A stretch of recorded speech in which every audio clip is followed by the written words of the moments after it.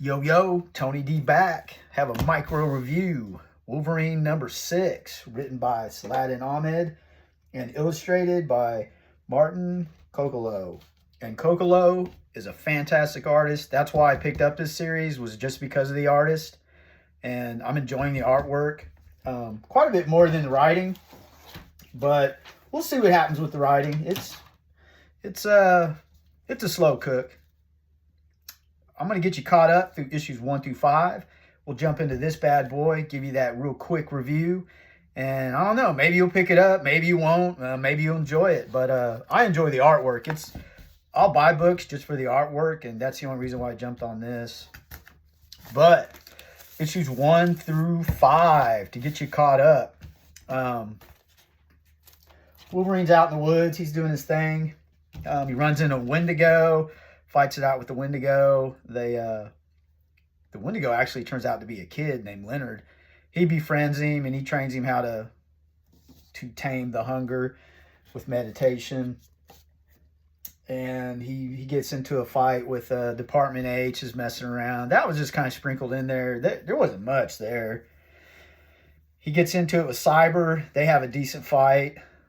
Cyber, that's when you first see this Adamantine. The call of the Adamantine is Cyber turns gold and he's under this trance with the gold eyes. He runs into Constrictor, Lady Deathstrike. They all have that same gold appearance. So they're under this trance. That's your main part of this story, is that trance. So starting off with this issue, Wolverine's under the trance in the last issue. So this one he's kicking out at the very beginning. So he's kicking out of this trance. It's a pretty deep trance, but he's strong enough to get out of it. So he gets out of it. He's hanging with his bud Nightcrawler. They're pretty tight in this series. They make it to a manufacturing plant that manufactures adamantium, and of course, it's pretty apparent. No more adamantium. It's written in blood on the wall. That was kind of a nice touch there. And they're going to go in and save people, and Laura shows up. That's a good splash page, like boom. Then you have Leonard right there. That's the illustration I like. Circled in, she's in the middle, bam. So they start fighting it out. She doesn't know yet. Wolverine has a pet Wendigo named Leonard. They talk it out. You're getting caught up right here. They go to this plant, and he tells them all who's under this. The Adamantine trance, and Wolverine's still trying to figure it out. So they go to this plant. They split up so Nightcrawler can save people, and Wolverine is and Laura, they're going straight for where the main evil characters are. They're not saving anyone. It's kind of like a little mini strike mission, and as you can see, it is not going well. Look at that. That's awesome illustration.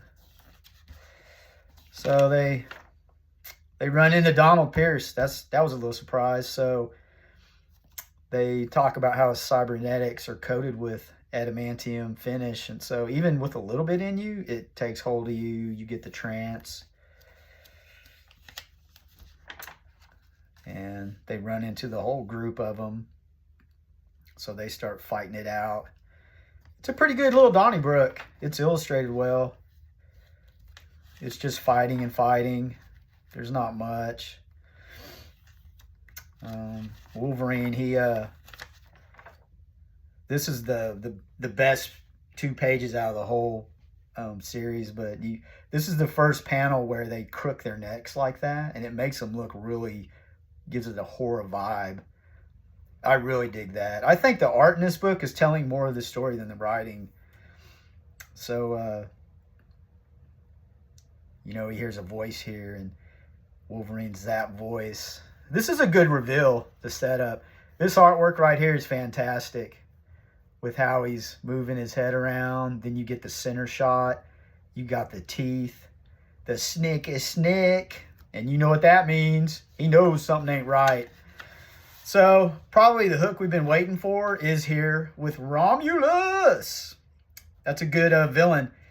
Don't know if he's under the spell. I can't tell if his eyes are like, I don't know if that was on purpose or not. He does. It looks like he has his pupils. So I don't know if he's under the call. He has adamantium too. So we'll see. But you know what to do. We got to bag this up. If you're not into Wolverine, you probably won't dig this. But if you're into artwork, I think you will. I think the artwork is telling more of the story for me. Like I said, Martin is killing it on this book. And I'll buy a book if the artwork's good. You know, it can go both ways. Art can help out writing that needs help on the story. And writing can help out artwork that needs help. There's a balance there. And I think this is one of those books. It's an example of that. I totally dig it. But like I said, if you're not a Wolverine fan, you probably won't dig it. But we got to get this bad boy taped up. If you're into the art, get it. If not, you know, do whatever you want to do. It's just a hobby. But hopefully this review gave some people, you know, some insight. No, a lot of times I don't have that insight. I just go and I get it. I'll just pick it up. But yeah, hopefully that helps someone out. And you know what to do. Get it!